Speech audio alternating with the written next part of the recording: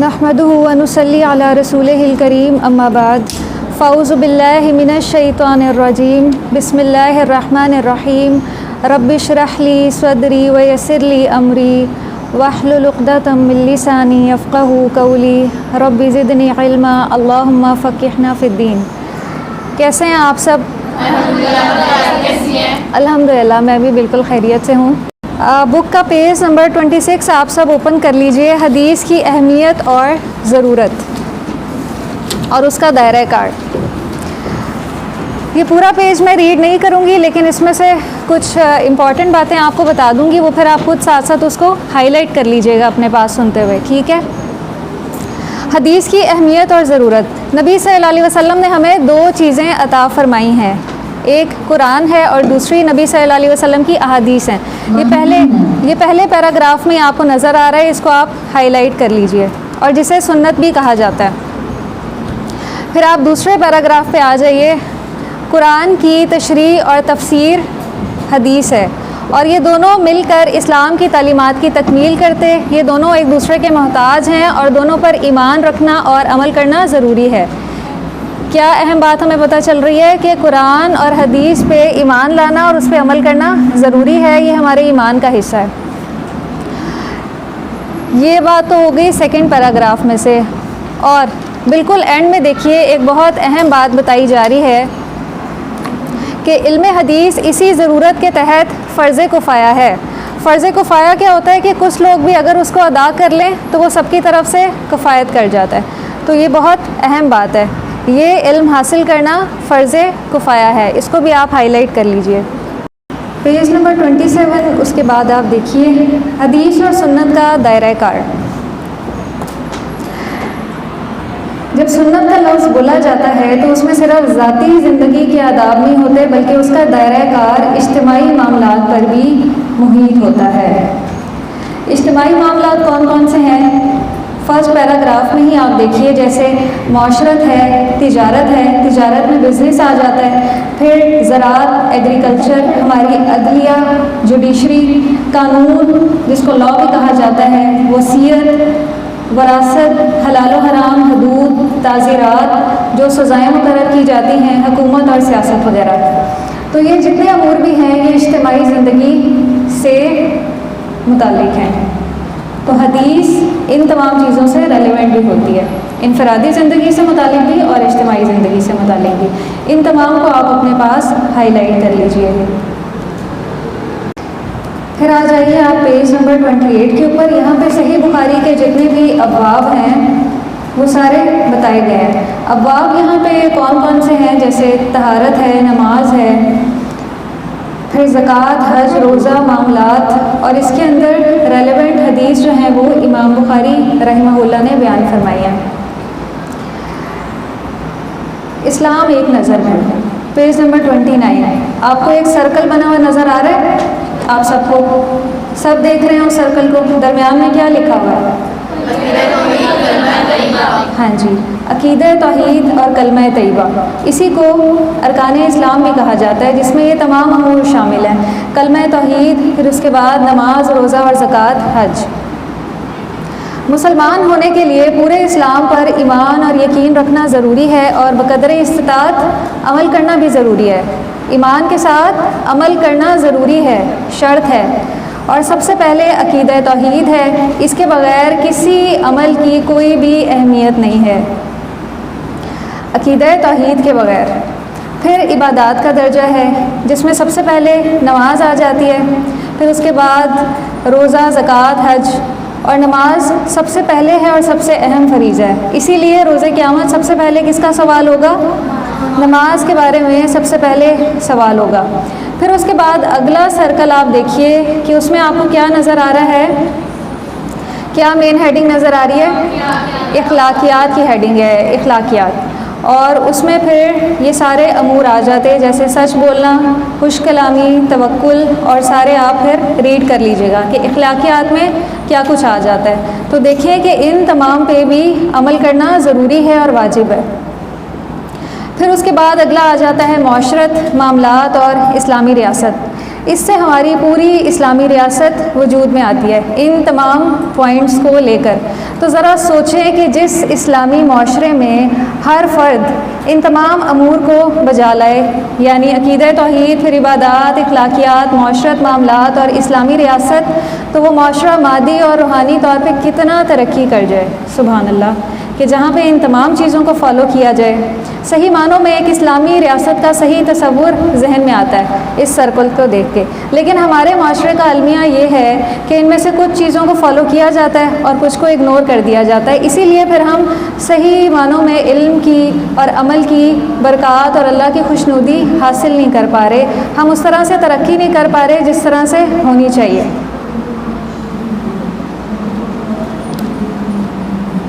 اور نیچے سورۃ البقرہ کی آیت دیکھیے، ادخلوا فی السلم کافہ، اسلام میں پورے کے پورے داخل ہو جاؤ۔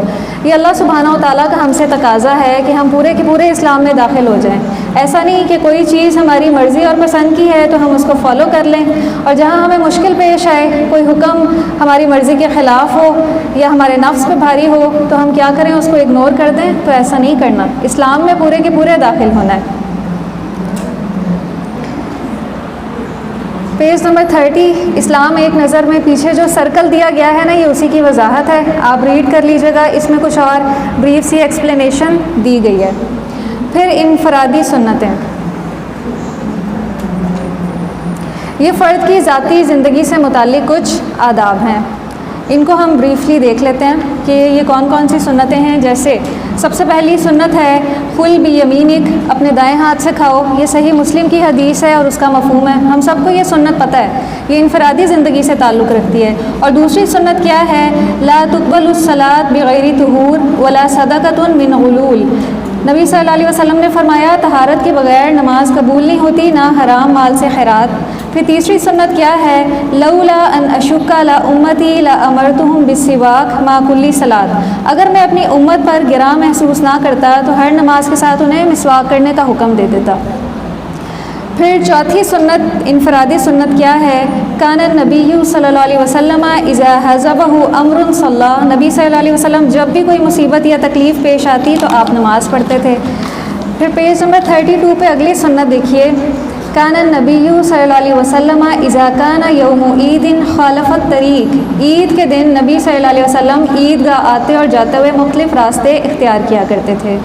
پھر کان النبی صلی اللہ علیہ وسلم یصوم الاثنین والخمیس، یہ سنن النسائی کی حدیث نمبر 2376 ہے، نبی صلی اللہ علیہ وسلم پیر اور جمعرات کا روزہ رکھا کرتے تھے۔ پھر 7 نمبر پہ ان الشیطان یستحل الطعام الا یذکر اسم اللہ علیہ، یہ صحیح مسلم کی حدیث ہے کہ شیطان اس کھانے کو حلال سمجھتا ہے جس پر اللہ کا نام نہ لیا جائے۔ لا آکل متکئا، میں ٹیک لگا کر نہیں کھاتا۔ پھر 9 انفرادی سنت، کان الرسول صلی اللہ علیہ وسلم یحب الحلواء والعسل، یہ صحیح بخاری کی حدیث ہے کہ نبی صلی اللہ علیہ وسلم میٹھی چیزیں اور شہد پسند فرمایا کرتے تھے۔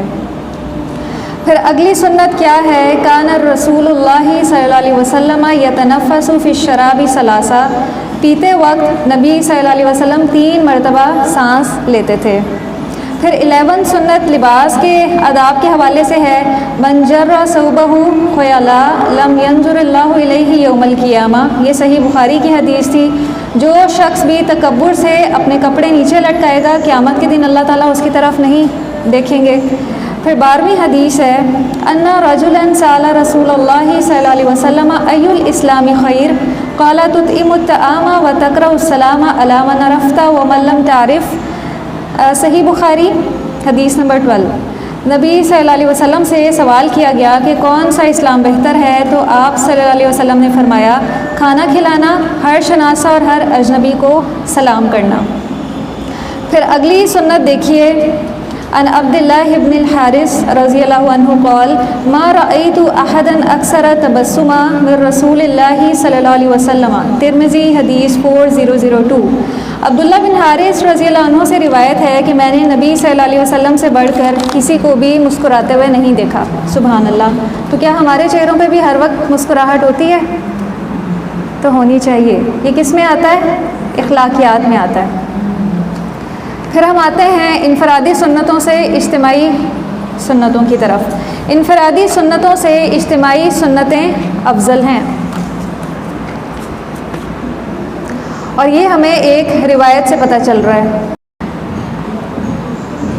انفرادی سنتوں سے اجتماعی سنتیں افضل ہیں، یہ ہمیں ایک واقعے سے پتہ چل رہا ہے. پیج نمبر 34 کے بالکل اینڈ پہ آپ دیکھیے، حضرت عبداللہ بن عباس رضی اللہ عنہ فرماتے ہیں کہ نبی اکرم صلی اللہ علیہ وسلم نے حضرت عبداللہ بن رواحہ رضی اللہ عنہ کو ایک چھوٹے لشکر کے ساتھ جہاد پر جانے کا حکم دیا. وہ جمعے کا دن تھا اور حضرت عبداللہ رضی اللہ عنہ کے ساتھی نبی صلی اللہ علیہ وسلم کے حکم کے مطابق صبح صبح روانہ ہو گئے. لیکن عبداللہ بن رواحہ رضی اللہ عنہ نے سوچا میں جمعے کی نماز نبی اکرم صلی اللہ علیہ وسلم کے ساتھ مسجد نبوی میں پڑھنے کے لیے رک جاتا ہوں اور پھر جلدی جلدی آگے لشکر سے جا ملوں گا. تو جب عبداللہ بن رواحہ رضی اللہ عنہ نے نبی اکرم صلی اللہ علیہ وسلم کے ساتھ نماز جمعہ ادا کی تو آپ نے انہیں دیکھ لیا اور پوچھا، عبداللہ تم اپنے ساتھیوں کے ساتھ صبح صبح سفر پہ کیوں نہیں نکلے؟ تو انہوں نے عرض کیا، میں نے سوچا نماز جمعہ آپ کے ساتھ پڑھ لوں تاکہ زیادہ ثواب حاصل ہو جائے. تو بظاہر دیکھیں کہ کتنا بڑا عمل ہے مسجد نبوی میں نماز ادا کرنا، لیکن آپ صلی اللہ علیہ وسلم نے ان سے کیا فرمایا کہ عبداللہ اب اگر دنیا کی ساری دولت بھی خرچ کر دو تو صبح صبح نکلنے والے لوگوں کے درجے کو نہ پا سکو گے. تو اس سے کیا پتہ چل رہا ہے کہ بسا اوقات انفرادی سنتوں سے اجتماعی سنتیں افضل ہوتی ہیں. پھر اس کے بعد آ جاتے ہیں حلال و حرام میں سنت یعنی حدیث کا مقام. حلال و حرام میں حدیث کا کیا مقام ہے؟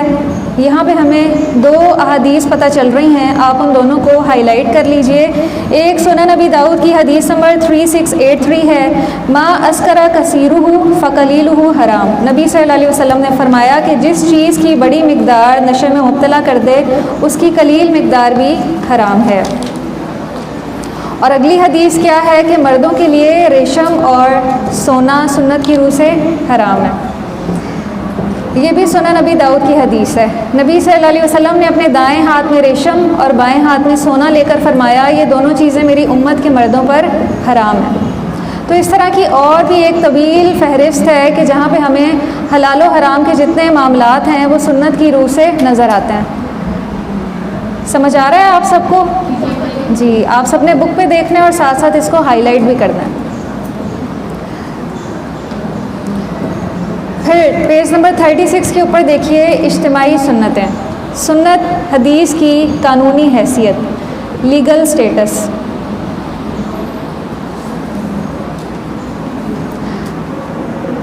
تو جو ہماری اسلامی شریعت ہے وہ ہمیں نہ صرف قانون دیتی ہے بلکہ قانون کا صحیح نفاذ بھی بتاتی ہے اور آداب کی وضاحت بھی کرتی ہے. جیسے یہاں پہ ایک حدیث بتائی جا رہی ہے پیج نمبر 37 کے اوپر، بلکہ سورۃ المائدہ کی آیت نمبر 38 ہے. آپ میں سے کوئی اس کو پڑھیے، کون پڑھیں گی یہ آیت؟ سورۃ المائدہ کی آیت نمبر 38.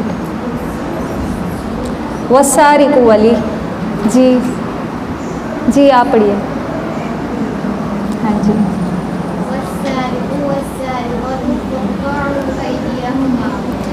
جی اس کا ترجمہ بھی پڑھیے. ماشاء اللہ تبارک اللہ. یہ ہمیں قرآن کی آیت سے پتہ چل رہا ہے، لیکن اس کی مزید وضاحت کہاں سے ہو رہی ہے؟ حدیث سے اس کی مزید وضاحت ہو رہی ہے. اور نیچے حدیث بھی بتائی جا رہی ہے. ایک تو یہ کہ 1/4 دینار کی چوری میں ہاتھ کاٹا جائے گا، جبکہ قرآن کی آیت سے بظاہر یہ لگ رہا ہے کہ جو شخص بھی چوری کرے گا تو اس کے ہاتھ کاٹ دیے جائیں گے. لیکن حدیث سے ہمیں اس کی وضاحت پتہ چلتی ہے کہ 1/4 دینار کی چوری پہ ہاتھ کاٹا جائے گا. پھر اسی طرح حدیث سے ہمیں پتہ چلتا ہے کہ مال کے مالک اگر معاف کر دیں تو حد ساکت ہو جاتی ہے. تو قرآن کے بہت سے احکامات کی وضاحت ہمیں کہاں سے پتہ چلتی ہے؟ حدیث رسول صلی اللہ علیہ وسلم سے. اس سے ہمیں حدیث کا مقام اور مرتبہ پتہ چل رہا ہے کہ احادیث کو سمجھنا اور ان کا فہم حاصل کرنا کتنا ضروری ہے. پیج نمبر 38 پہ آ جائیے. قانون تعزیرات میں سنت کی اہمیت.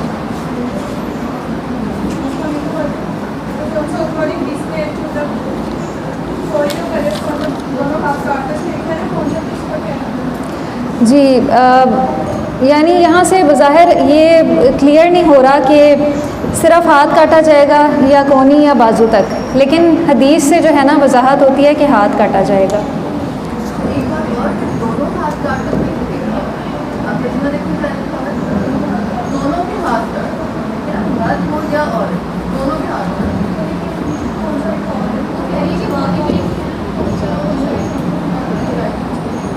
جی، یعنی یہاں سے کلائی کے قریب سے۔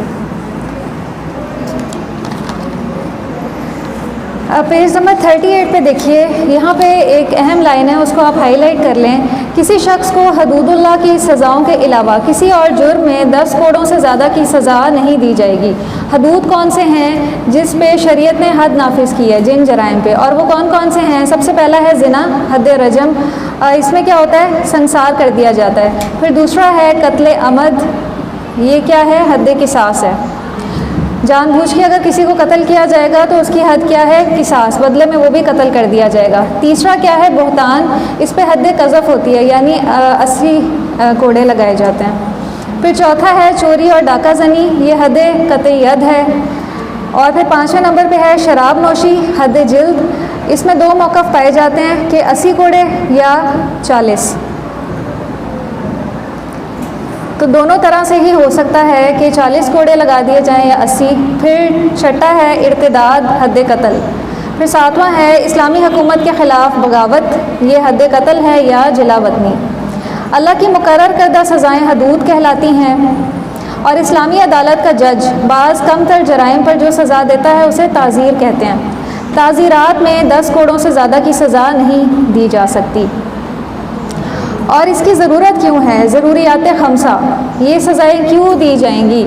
تو اس میں ہمیں 5 پوائنٹس پتہ چلتے ہیں۔ پیج نمبر 39 میں دیکھیے، سب سے پہلا ہے تحفظ جان، اس مقصد کے لیے قتل کی صورت میں قصاص کی سزا رکھی گئی ہے۔ اور دوسرا ہے تحفظ مال، اس مقصد کے لیے چوری اور ڈاکہ زنی کی صورت میں قطع ید کی سزا رکھی گئی ہے۔ پھر تیسرا ہے تحفظ عزت و نسب، تو اس مقصد کے لیے زنا اور بہتان کی صورت میں رجم کی سزائیں رکھی گئی ہیں۔ پھر چوتھا ہے تحفظ عقل، اس مقصد کے لیے شراب نوشی وغیرہ کی صورت میں کوڑوں کی سزا رکھی گئی ہے۔ پھر 5واں ہے تحفظ دین، اس مقصد کے لیے بغاوت کی صورت میں قتل کی سزا رکھی گئی ہے۔ تو جس معاشرے میں یہ تمام حدود نافذ ہوتی ہیں وہاں کیا فائدہ ہوتا ہے؟ وہاں پہ جان بھی محفوظ ہوتی ہے، وہاں مال بھی محفوظ ہوتا ہے، عزت، نسب، عقل، دین، ہر چیز وہاں پہ محفوظ ہو جاتی ہے جہاں پہ بھی ان حدود کا نفاذ کیا جاتا ہے۔ تو یہ بہت ضروری ہیں ایک اسلامی معاشرے کو ان برائیوں کے ارتکاب سے بچانے کے لیے۔ پھر پیج نمبر 39 پہ ہی آپ نیکسٹ ہیڈنگ دیکھیے، سنت حدیث کی آئینی حیثیت، کانسٹیٹیوشنل سٹیٹس۔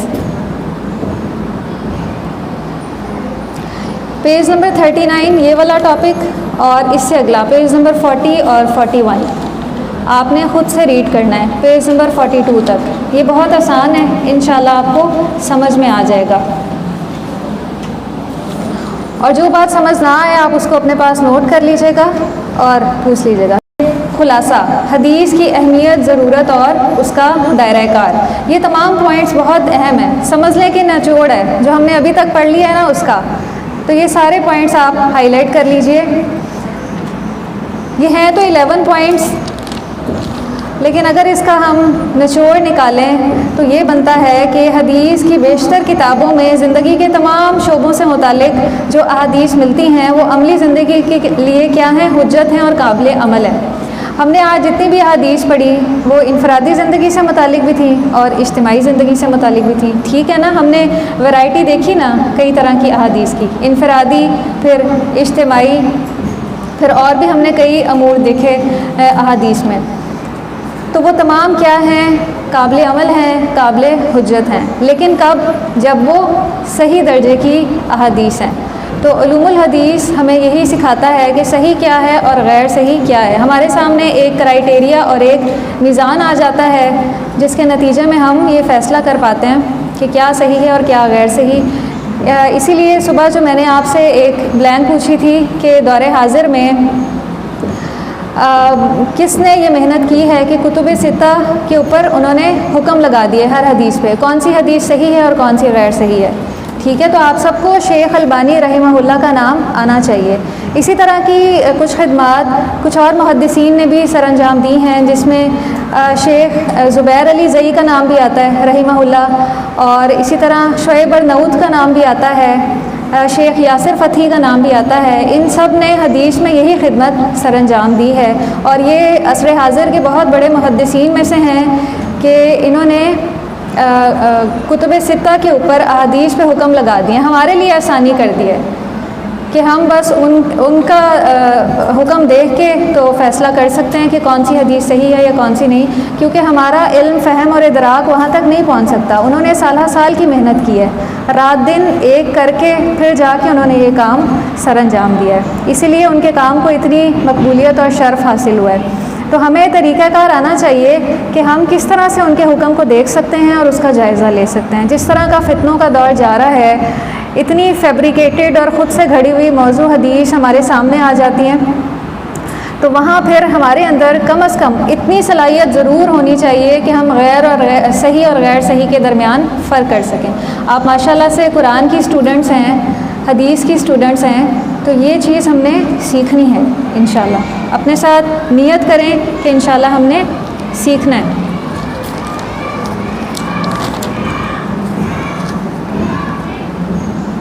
پیج نمبر 44 پہ دیکھیے، کچھ سوالات اور مشق دی گئی ہیں، یہ آپ کی پریکٹس کے لیے ہے۔ سب سے پہلا ہے کہ صحیح مسلم کے عنوانات کا جائزہ لیجئے اور اپنی کاپی پر تمام کتب اور ابواب کے نام لکھیے۔ جیسے پیچھے پیج نمبر صحیح بخاری کے ابواب کہاں پہ دیے گئے تھے؟ پیج نمبر 28 کے اوپر دیے گئے تھے۔ اسی طرح سے آپ نے صحیح مسلم کے جتنے ابواب ہیں وہ اپنے پاس نوٹ کرنے ہیں، آپ کہیں سے بھی کر سکتے ہیں، چاہے صحیح مسلم کی کتاب اٹھا کے فہرست میں جو ابواب دیے گئے ہیں وہاں سے کر لیں، نہیں تو اگر آپ کسی اپلیکیشن کا سہارا لینا چاہ رہے ہیں تو پھر آپ اپنے موبائل میں انسٹال کر لیں اسلام 360 ایپ اور مکتبہ شاملہ اردو۔ آپ نے ان کے نام سنے ہوئے ہیں؟ آپ میں سے کون کون موبائل یوز کرتی ہیں گھر میں؟ ماشاءاللہ، موبائل تو سبھی یوز کرتے ہیں ماشاءاللہ۔ تو آپ نے اس ویک یہ دونوں اپلیکیشنز اپنے پاس انسٹال کرنی ہے۔ میں آپ کو اگر آپ کا کوئی گروپ بنا ہوا ہے یا سینڈ کر دوں گی، جو بھی طریقہ ہے اس کے مطابق، اور ابھی بھی میں آپ کو دکھا دیتی ہوں کہ پلے اسٹور سے آپ نے کون سی اپلیکیشن اپنے پاس ڈاؤن لوڈ کرنی ہے۔ تو وہاں سے صحیح مسلم کے جو ابواب ہیں سارے ترتیب کے ساتھ لکھ لینے جتنے بھی بنیں گے۔ پھر اگلا کام آپ نے کرنا ہے، سوال نمبر 5 دیکھیے، حدود اللہ اور اسلامی سزاؤں سے متعلق ایک ایک حدیث مندرجہ ذیل موضوعات پر تلاش کیجیے۔ پہلا ہے چوری کی سزا، زنا کی سزا اور شراب نوشی کی سزا۔ یہ بھی آپ کو صحیح مسلم میں ہی مل جائیں گی۔ صحیح مسلم میں ایک باب ہے، کتاب الحدود کے اندر ایک باب ہے حد الخمری، تو اس میں جو ہے نا یہ ساری حدود دی گئی ہیں، وہاں پہ آپ کو چوری کی سزا سے متعلق بھی حدیث مل جائے گی، زنا کی سزا سے متعلق بھی اور شراب نوشی کی سزا سے متعلق بھی۔ تو آپ نے کوئی بھی ایک اس میں سے حدیث لکھنی ہے اپنے پاس، کوئی بھی ایک حدیث لکھنی ہے، ٹھیک ہے۔ صحیح مسلم کے اندر باب ہے حد الخمری یا کتاب الحدود میں آپ دیکھ لیجئے گا، کتاب الحدود کے اندر آپ کو اس سے ریلیونٹ ساری احادیث مل جائیں گی۔ تو آپ میں سے ہر ایک نے ایک ایک حدیث لکھنی ہے۔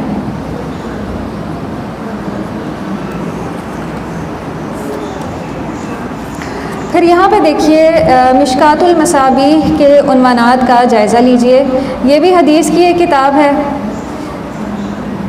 میں آپ کو اس کے بارے میں کچھ مزید انفارمیشن دینا چاہ رہی ہوں۔ یہ ایک ویب سائٹ آپ کو نظر آ رہی ہے islamicurdubooks.com، اس کے اندر یہ مشکات المصابیح ہے۔ آپ نے اب یہ کام کرنا ہے، آپ کا نام کیا ہے؟ کیا نام؟ مہک نام ہے۔ آپ کچھ اسٹوڈنٹس سیکھ لیجئے، پھر آپ نے اپنی باقی کلاس کو بھی بتانا ہے، آپ کا آپس میں انٹریکشن تو ہوگا، ٹھیک ہے، چاہے ایک ویڈیو بنا کے باقیوں کے ساتھ آپ شیئر کر دیجیے گا۔ اور باقی سب جو ہیں اپنی بک کا پیج نمبر اوپن کر لیجئے۔ یہاں پہ دیکھیے آپ کو مشکات المصابیح بک کے بارے میں وضاحت مل رہی ہے۔ مشکات المصابیح دراصل احادیث کا وہ مجموعہ ہے جس میں مختلف کتابوں سے احادیثیں جمع کی گئی ہیں۔ بخاری اور مسلم کی احادیث بھی ہیں، جامع ترمذی، سنن ابی داؤد، سنن نسائی، سنن ابن ماجہ کی احادیث جمع کی گئی ہیں اس میں، لیکن اس میں صحیح، حسن، ضعیف اور موضوع ہر قسم کی روایات موجود ہیں۔ اس پہ بھی شیخ البانی رحمہ اللہ نے کام کیا ہے اور انہوں نے مشکات المصابیح پہ بھی حکم لگا دیے ہیں۔ تو اب آپ ایسا کیجئے، شروع میں ہم نے ایک حدیث پڑھی تھی، پیج نمبر 13 کے اوپر ایک حدیث ہم نے پڑھی تھی، میں تمہارے درمیان 2 چیزیں چھوڑے جا رہا ہوں، اگر تم ان دونوں کو مضبوطی سے تھام لو گے تو کبھی گمراہ نہیں ہوگے، یہ اللہ کی کتاب اور اس کے نبی صلی اللہ علیہ وسلم کی سنت ہے۔ یہ موطا امام مالک کی حدیث نمبر 1628 ہے۔ 186 یہاں پہ آپ کو اوپر نظر آ رہا ہوگا جہاں پہ کتابوں کے نام ہے نا، صحیح بخاری، صحیح مسلم، سنن ابی داؤد، سنن ابن ماجہ، یہاں مزید کتب لکھا ہوا ہے، نظر آ رہا ہے آپ کو مہک؟ مزید کتب، اس کے اوپر آپ کلک کریں، سب سے اوپر جہاں کتابوں کے نام ہیں، صحیح بخاری، صحیح مسلم، سنن ابن ماجہ، مزید کتب۔ تھوڑا سا آپ اس کو زوم کر لیں اگر آپ کو صحیح نظر نہیں آ رہا تو، اس پہ کلک کریں، کر لیا؟ نیکسٹ پیج کھلا ہے؟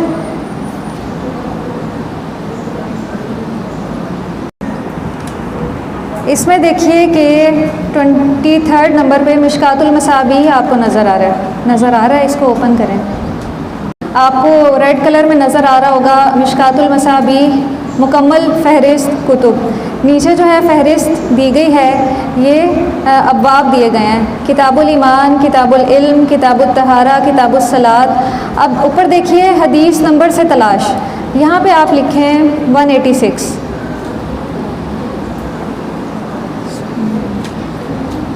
186 لکھ کے پھر گو پہ کلک کر دیں، کر دیا؟ ریڈ کریں اس حدیث کو جو اس کا اردو ترجمہ ہے۔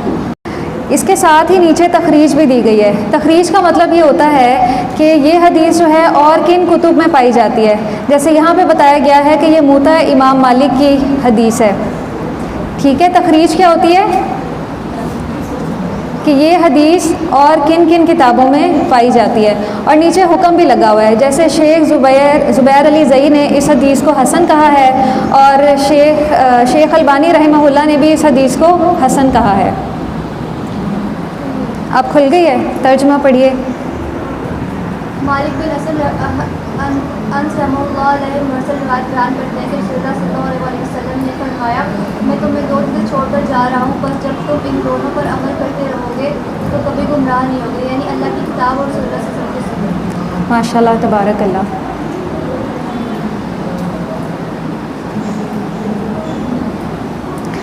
دکھائیے، میں آپ کو اس کا PDF دکھاتی ہوں۔ یہ PDF جو ہے آپ یہیں سے ڈاؤن لوڈ بھی کر سکتے ہیں۔ آپ سب نے آخر میں انشاءاللہ ایک حدیث اس طرح کی کر کے سبمٹ کروانی ہے، آخر میں جب آپ ساری بک پڑھ لیں گے۔ حدیث ہو سکتا ہے میں آپ کو بتاؤں، یا ہو سکتا ہے آپ اپنی مرضی سے اس کو چوز کریں، یا آپ باقی سب کو بھی دکھا دیں، ایک دفعہ آگے پاس کرتی جائیں۔ اس میں آپ نے ایک حدیث لینی ہوگی، نیچے اس کی پہلے ترجمہ اور پھر اس کی تخریج کہ یہ حدیث اور کن کن کتابوں میں پائی جاتی ہے، اس کا ریفرنس ہوگا، اور پھر نیچے حکم کہ شیخ البانی رحمہ اللہ نے اس حدیث کے اوپر کیا حکم لگایا ہے۔ یہ اس لیے ہے تاکہ حدیث کو تلاش کرنے کے حوالے سے اور اس پہ حکم جاننے کے حوالے سے آپ کی پریکٹس ہو سکے۔ آج ہمارا الحمدللہ فرسٹ باب جو ہے وہ مکمل ہو گیا ہے اس حدیث کا۔ ہم کوشش کریں گے کہ ہر کلاس میں ایک باب ہم کور کر لیں، لیکن کچھ اب باب آپ کی بک کے تھوڑے سے بڑے ہیں تو پاسبل ہے کہ اس میں پھر 2 days لگ جائیں، اور ایک دن آپ کی مے بی فائنل ڈے ایک پریزنٹیشن ہوگی جس میں آپ کو پھر اسکرین پہ بھی سکھایا جائے گا کہ مختلف ایپس کی مدد سے ہم کس طرح سے حدیث کو تلاش کر سکتے ہیں۔ وآخر دعوانا ان الحمد للہ رب العالمین، سبحانک اللہم و بحمدک، نشہد ان لا الہ الا انت، نستغفرک ونتوب الیک، والسلام علیکم ورحمۃ اللہ وبرکاتہ۔